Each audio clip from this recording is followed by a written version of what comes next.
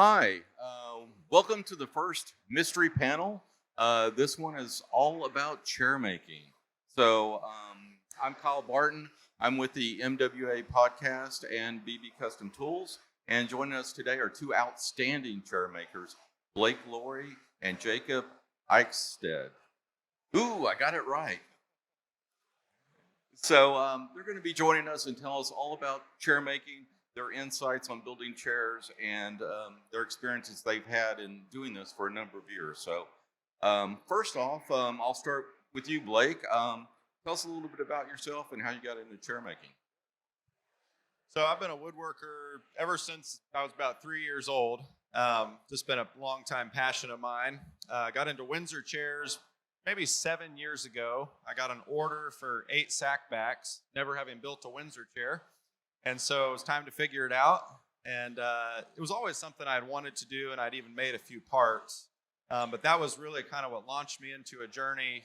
You know, got a lot of books and then started taking classes from different makers around the country. So been very fortunate with the education. And then now in turn, I offer classes myself as well as build custom Windsor chairs. So it's been a lot of fun developing that whole skill set. Very different from a lot of the flat work, cabinetry type work that I'd done before.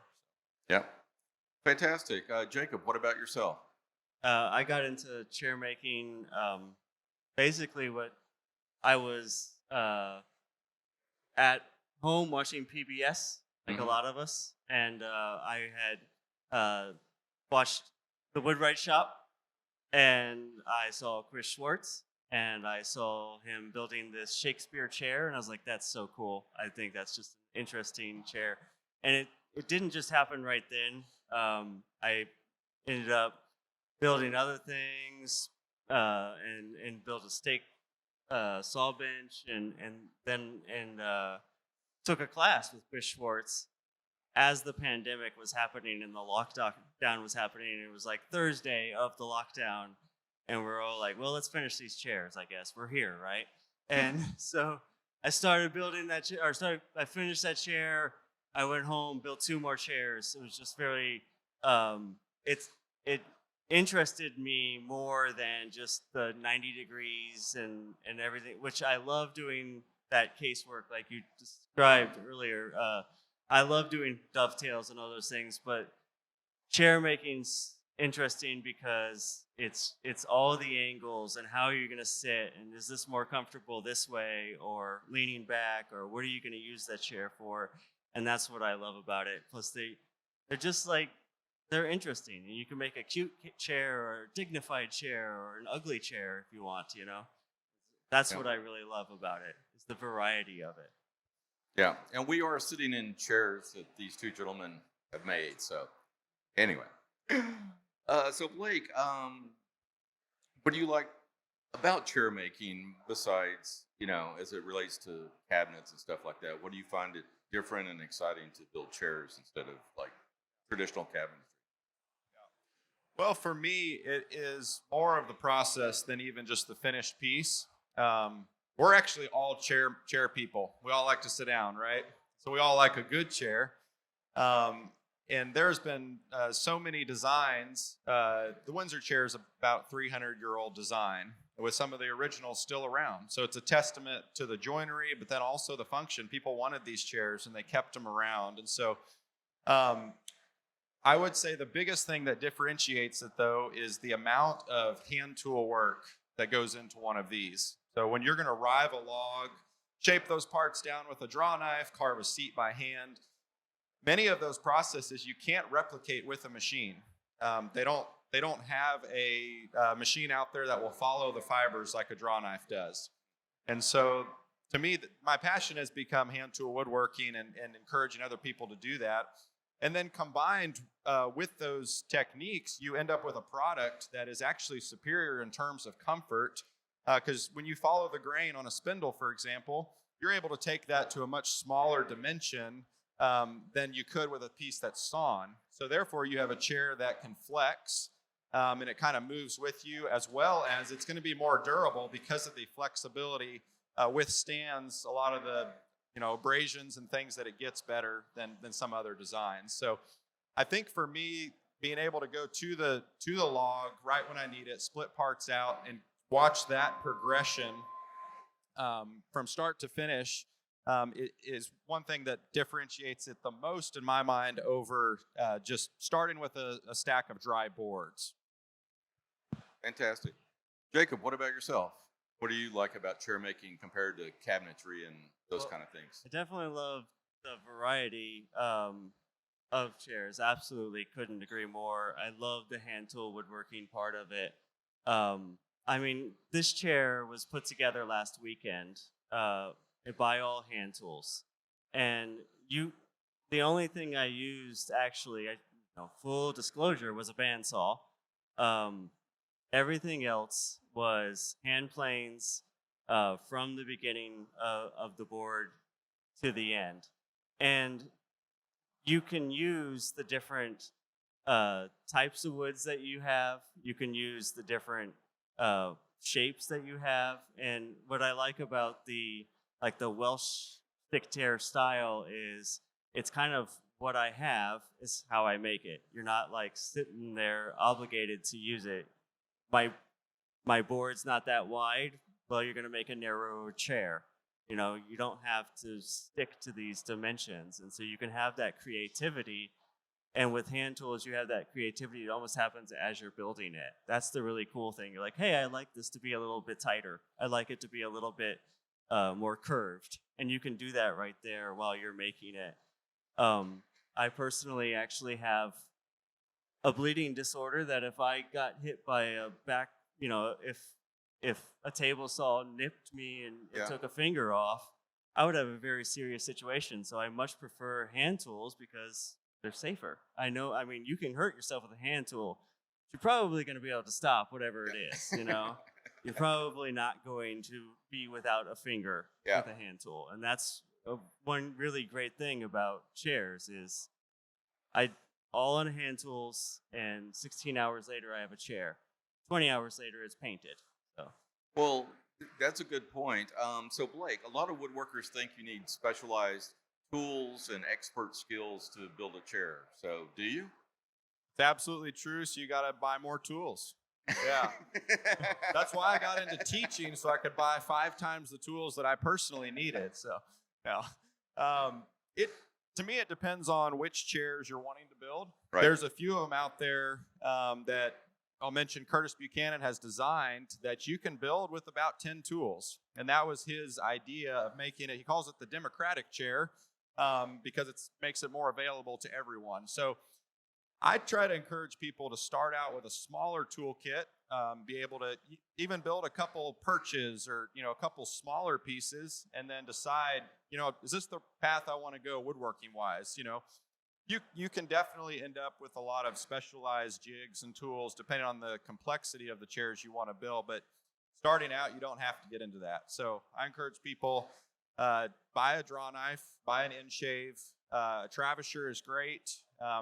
And then, you need drill bits and a few other, there's a number of commonly used woodworking tools that cross over into chair making as well. So in terms of the truly specialized ones, you could probably get half a dozen tools and be set to go. So it actually is a very approachable craft from that perspective. So what about yourself, Jacob? Do you have what's your thoughts on using specialized tools? And if so, what are you using? Yeah, I definitely have quite a few specialized tools myself. I have got curved spoke shaves and scorp. I have 2 scorps because you don't just need one, right? I have 2 end shaves as well. But that being said, this chair didn't have an end shave or a scorp. I left the seat flat, and it's still comfortable. It still leans back nice. It'd be slightly more comfortable with a saddled seat, but it does have a comfort that would be fine if I added a wool blanket or something to sit on it, and it's fine right now to move around in. But I also wanted to make it for this show to show I just took a jack plane and a smoothing plane, and it's a flat seat, and it works great. And my other chairs that are here are all have saddles. They've all been done with pretty specialty tools, but and they have tapered legs as well. And so there's things about them that are certainly unique, but at the same time, I didn't use a lathe, so I built all the chairs without any lathe work at all. You don't have to have a lathe, but it can be very handy. It can be very, especially making Windsor chairs and this beautiful Windsor chair here, that would be much more necessary. But there's different types, and you can find the chair that would fit, what you want to make, without having to feel like you have to go out and buy it right away. Like the Jenny chair is a great example of one where you wouldn't need a scorp or an inch shave for that chair. But there are other specialty tools you would need: the drill knife, the spoke shave. And like Blake said, they cross over a lot, and so you could do other cool things with woodworking as well. Well, cool. And I like the chair you're sitting in. Maybe the next one you can afford 4 legs. That's right. It's a huge savings on costs because it's for the minimalist in your life. It doesn't need a 4-legged chair. So, what type of woods do you use typically in your chair making? Blake? So primarily oak. I can get good red oak here in Texas. Texas is not the first place you think of for Windsor chairs, and a lot of that is due to the material availability. So traditionally, a lot of white oak was used. We don't have white oak here, but we do get good red oak. Right. And then the seat just needs to be easy to carve, so you've got a wide variety of woods you can use there. My preference is eastern white pine. It carves beautifully and looks amazing under milk paint finish. But basswood, poplar are some other good options. The turnings will generally be out of maple. They're hard maple, that is. They're plenty strong, but they also hold a little bit finer detail than some of the other woods as well. So that's very traditional. It's worked for 300 years and, haven't needed to change it. Kyle's sitting in a mesquite chair, though, and this one is Osage orange. So it doesn't have to be some of those traditional woods. This design lends itself a little better to some of the non-traditional woods. We've beefed up the parts a little bit with a shorter back. So a few things to keep in mind there. You wouldn't want to do a real tall spindle and say mesquite. That would crack on you right away. So what are you using for your stick chairs? So I have a wide variety, but like my other chairs over there are pecan and oak, and they're native, more local trees. Red oak, like you mentioned, and I like to use more local woods, like the mesquite and the Osage orange are great examples of local woods. But I haven't made a chair myself out of them yet. But this chair actually is, ironically, I said that. I needed a seat for this event, and so I did order them. I ordered a sassafras, because this is what they had that was wide enough for I think it's Alexander Brothers. They're selling stick chair kits. And so I was like looking at them, and I was like, well, they sell seats too, so I ordered 3 seats, and I was like, I never used sassafras. It smells amazing. Yeah. Just so you know, it works great. I was like, well, do something different. But everything else that's on this chair is really what I had. Actually, the front legs are from a building. I bought a whole bunch of longleaf pine from Birdall Sawmill, actually, and this is from this is old world longleaf pine, so it's very stable and it's very strong. Versus, I wouldn't recommend really pine for legs like regular today's pine, but old stuff is very good.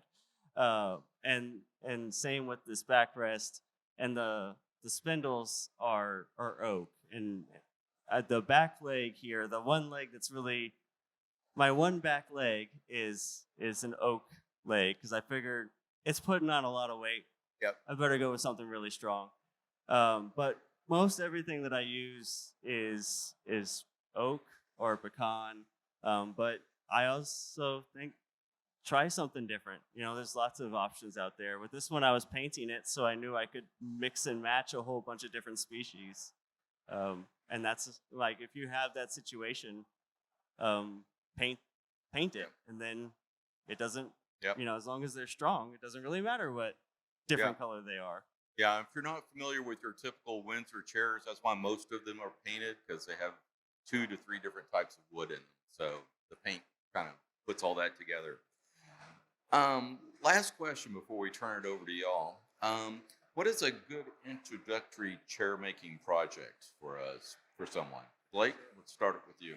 Yeah, so I've encouraged people to start with like a 3-legged stool.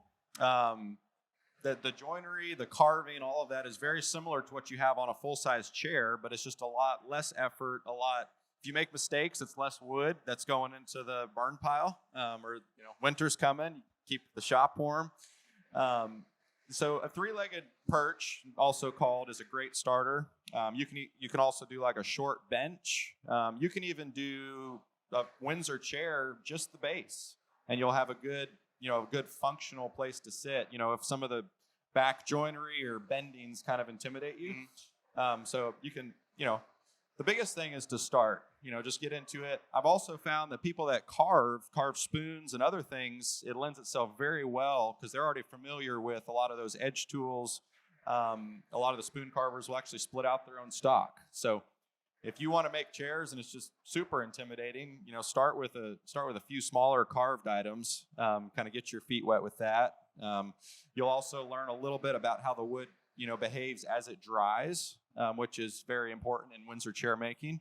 It's kind of one of the crafts that starts with wet wood, and you've got to carefully take that all the way over to dry, which is a fascinating process that I won't get into right now. But yeah, like most things, start small and work your way up into it. The last thing I would say is do your best to try to find good quality material.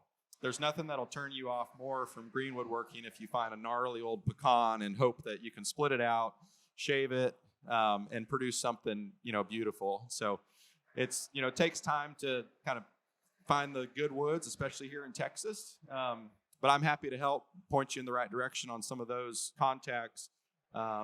If you're going to buy logs, get the clearest log you can find. A lot of times sold as veneer grade logs. So don't burn yourself out trying to make something work early on. Probably be my advice as well. So true. So what about yourself, Jacob? What's a good chair to start out with, or stool? So one of the things I started out with was the stake saw bench with I'm a big fan of Lost Art Press and the stick chairs that they build, that Christopher Schwartz builds. The stake saw bench is a great way to learn how to drill angles, and at the end of it, you got a saw bench that you can use. You can use in your shop. You can sit on it. You can cut wood with it. And mine that I made has there's a few legs that are a little bit off to the side, a little Bambi-like, but they're still very perfectly functioning saw benches, and they still actually look great even with that wonky legs a little bit. And as you do it more times that you drill into a seat, the more accurate you'll get. And so, like you said, just doing is the way to do it.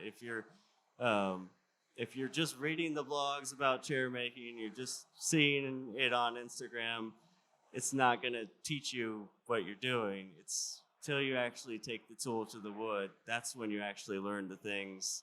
I have thrown projects into the fire as well myself, for not learning about wet wood and how it behaves. And I had a walnut project that I had split it out, and when I was very beginning, instead of using the dry wood for the top, I used the dry wood for the legs, and eventually the legs came out from it. And I knew that like not long after. I was like, oh, this is going to be a problem. And sure enough, it was.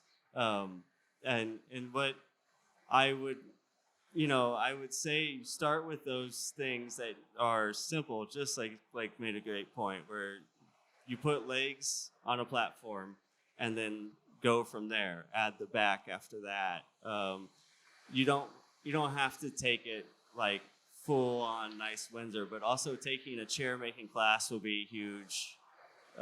It's really, I mean, you will go from being frustrated in your garage to making really nice furniture pretty quickly. And I think the most important thing about taking a chair making class isn't just what you make in the class, it's going home and making that same thing right afterwards. Because you'll be surprised how much nicer your second one and your third one and your fourth one is. Because it's new in your brain, and then you've made it, and then you make it again, and all of a sudden you're doing really good work, and your skills will build much quicker that way. That's what I did with my chair making. It just made a huge difference. It definitely takes you from just being that amateur to being an amateur who makes less mistakes. Exactly. And so if you're interested in a chair making class, go visit Blake. He has a booth over there. And I think you're giving a lecture on Sunday about, tomorrow afternoon, about Windsor chairs. So with that, let me turn it over to y'all. Does anyone have any questions? Any questions at all? I guess we answered them all. Well, before we, oops, easy for me to, almost lost my phone. So before we quit, let's tell folks where they can find you on the interweb. So where can folks find you, Jacob? I'm on Instagram. I kind of two Instagrams. One for Steady Oak Joinery. My name Eickstead means oak instead, so Steady Oak, that's where it came from. And also Flying Grain is kind of my personal one, which I also post a bunch of photos of chairs and stuff. I say bunch, I don't post that often, but so that's where I put a lot of things. But obviously at Flying Grain, you'll get more kid stuff. I also have a booth over there if you'd like to talk to me, ask questions about any of these stickware chair things. I did want to give a shout out to Austin School of Furniture and Design because I took a ton of classes with them and they've been super helpful. And they did have a chair making class recently, yes. And I recommend them. So there you go. Fantastic. So Blake, where can folks find you? Well, should they want to take a chair class? Sure. Well, this weekend you can find me in the booth at the far corner there. My website is blakeloree.com and Instagram is blakeloree-fine-woodworking. You can check all that out. So one last thing, during my presentation tomorrow, my hope is to show you kind of the simpler way of looking at Windsor chairs, because I think for people who have never made them, it can be a pretty intimidating looking piece. You know, you've got angles and you've got shaping and curving and steam bending and all that, but in the whole family of woodworking, it's actually much simpler than trying to dial in the fit of a drawer that's got to fit, to however many thousandths or whatever. You have a lot of negative space in a chair. And so therefore, your room for error honestly is larger. So just as a kind of final parting note, take the plunge. It's achievable. There's a lot of good resources online that you can find. And there's a lot of great classes you can take out there as well. And if anybody's interested in more information on that, feel free to stop by and love to talk to you more about it. Yeah. Well, fantastic. And my name again is Kyle Barton. You can find me at barton.kyle on Instagram. And I also host the MWA Podcast. And if you need some specialized chair making tools, you can check out my website, BB Custom Tools.